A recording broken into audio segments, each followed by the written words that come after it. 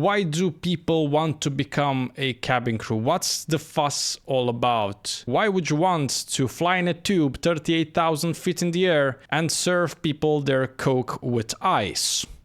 Why would you want to do that? What's the point? Well, it turns out there are actually a lot of reasons, and it's more than just giving out a Coke with ice to someone on a plane. It is one of the best and only opportunities for a young person to travel around the world on a budget. And when I say budget, you're actually paid while doing so, so you're not actually on a budget.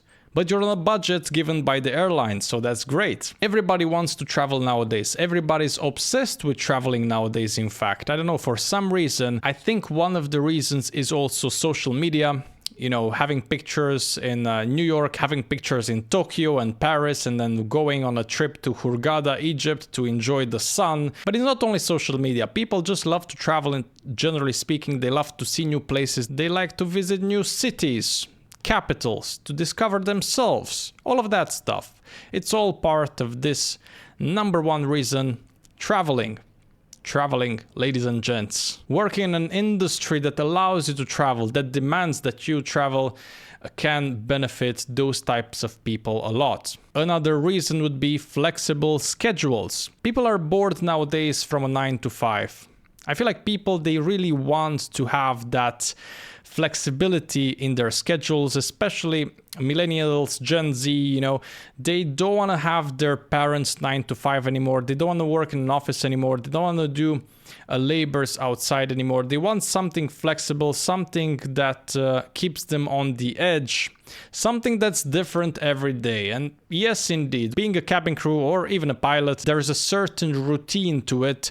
It changes constantly. It's always in a change. It's always flexible. The schedule is never the same. Your month to month will be always different. You'll have different destinations to enjoy and to cherish. So each month can be different. So this is one of the reasons: flexibility indeed. Another reason will be job stability and, of course, the benefits. Now, when it comes to job stability, we have to ignore the COVID period of time, right? We don't want to talk about that because that was anything but job stability. But generally speaking, in aviation, there's quite a lot of job stability. I feel like airlines, they need crew constantly. They need people constantly. They hire crew constantly. So from this perspective, if you just stay within your airline, you will grow along the way and you will have this stability. You will not just get fired randomly, right? In many companies throughout the world, there's a lot of redundancies being made constantly because this is the way the world works, right? Stability can be one of those points within aviation, which actually makes sense. You have to work for a big airline in order for that to happen. If you work for a small regional airline, you never know what can happen. Maybe it's gonna go bankrupt at a certain point, so that's a risk. But generally speaking, I really think there is a bit of stability within this industry. Now, when it comes to career benefits, this is what I really like the most on a personal level. Having cheap flights for myself and for my family, that's a great benefit, and it's a really underrated one.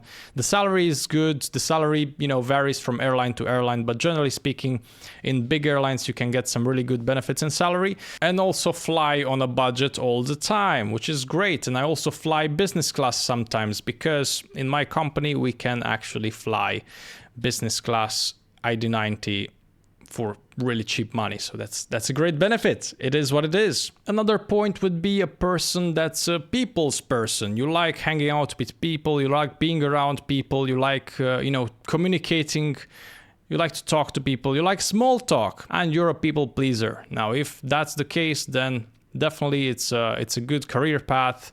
You know, it's customer service. Most people, I think they dislike customer service, but for a few of the selected ones, they really enjoy what they're doing. They like to be in the customer related industry.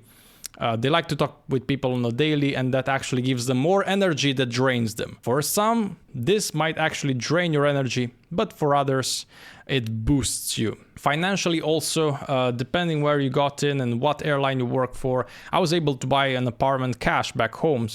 And I made a lot of investments in other areas with the money I got from my airline. So It really depends on which airline you work for, but the opportunity is there for you to take it. Now let's see, I have this video right here. Getting a cabin crew job is a very demanding task. And just look at this video, Air India cabin crew interview. Look how many people are here. Cabin crew wannabes. That room is packed. That's a hotel conference room and it's absolutely packed with, I believe, hundreds of people. And you look at the outside, you can see the door is open and there's more people there coming in. So I don't know, it's crazy. Always those open days and assessment days for the Gulf Airlines or for Indian Airlines alike and many other airlines around the world. If you do an open day, what does that mean? It's a drop-in interview. You go there, you drop your CV, they look at you and they decide if they want to hire you, right? Those places are always packed with attendees, always packed with cabin crew wannabes. It's a very, very desired job. So for me, working for such a long time in this industry, I mean, not such a long time, but 8 years is already quite a while. It's always refreshing to see that so many people want that, because it reminds me that I'm in a good place and so many people want what I have. So it's very interesting to see. It's a reminder, I would say. Wow, so many people.